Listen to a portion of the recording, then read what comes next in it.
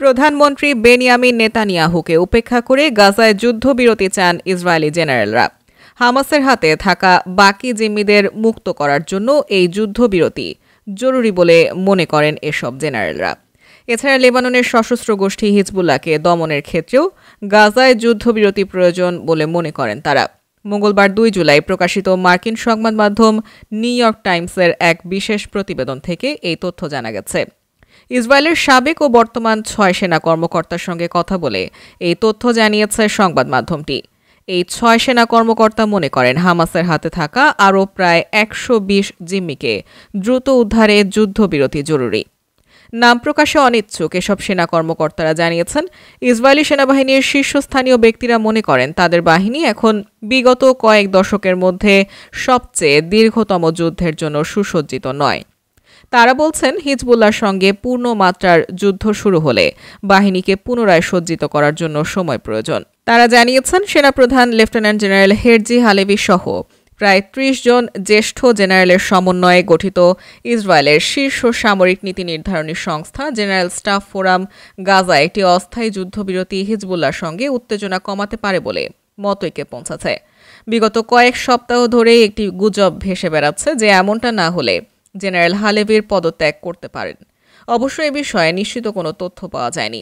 তবে ইসরায়েলের সাবেক জাতীয় নিরাপত্তা উপদেষ্টা ইয়াল হুলাতা বলেছেন, সেনাবাহিনী জিম্মি চুক্তি ও যুদ্ধবিরতিকে পূর্ণ সমর্থন করছে। তিনি আরও বলেন, গাজায় যুদ্ধবিরতি লেবাননে উত্তেজনা হ্রাসের সম্ভাবনা বাড়াবে এবং হিজবুল্লাহর সঙ্গে একটি সম্ভাব্য বৃহত্তর সংঘাতের ক্ষেত্রে ইসরায়েলকে প্রস্তুত হওয়ার পর্যাপ্ত সময় দেবে।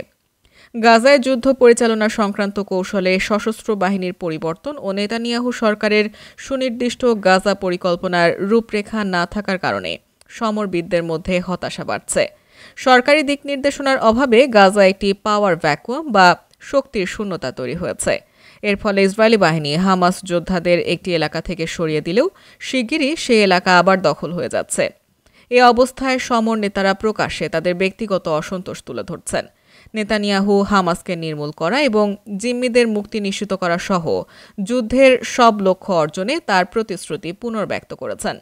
কিন্তু ইসরায়েলি প্রতিরক্ষা বিশ্লেষক সহ বিশেষজ্ঞরা এই সব লক্ষ্য অর্জনকে সুদূর পরাহত বলে আখ্যা দিয়েছেন। গাজা আগ্রাসনের 9 মাস পর ইসরায়েলি জেনারেলরা উপসংহারে পৌঁছেছেন যে জিম্মিদের মুক্ত করার জন্য অব্যাহত সামরিক অভিযান তাদের জীবনকে ঝুঁকির মুখে ফেলছে।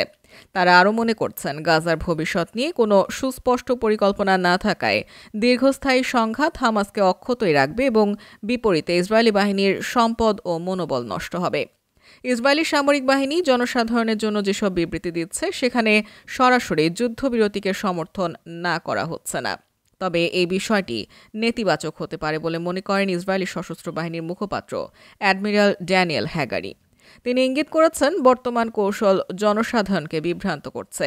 তবে জেনারেলরা গাজায় যুদ্ধবিরতি চাইলেও সম্প্রতি এক সাক্ষাৎকারে নেতানিয়াহু যুদ্ধ শেষ করার আহ্বান প্রত্যাখ্যান করেছেন। তবে একই সঙ্গে দেশের উত্তর সীমান্তে ইসরায়েলি সেনাবাহিনীর বেশিরভাগ অংশ পুনরায় মোতায়েনের প্রয়োজনীয়তা স্বীকার করেছেন। বিশেষজ্ঞরা মনে করেন, ইসরায়েল তার সামরিক বাহিনীকে চাপে ফেলেছে এবং বর্তমানে এর রসদ সরঞ্জাম ক্রমেই হ্রাস পাচ্ছে। নিয়মিত সেনাদের বাইরে রিজার্ভ সেনাদের মনোবল কমে গেছে। এরই মধ্যে 4000 সেনা আহত হয়েছে গাজা যুদ্ধে। এই অবস্থায় সরঞ্জামের ঘাটতির বিষয়টি আমলে নিয়ে ইসরায়েলি সামরিক বাহিনী সংঘাতের পরিধি বাড়ানোর বিষয়ে সতর্ক।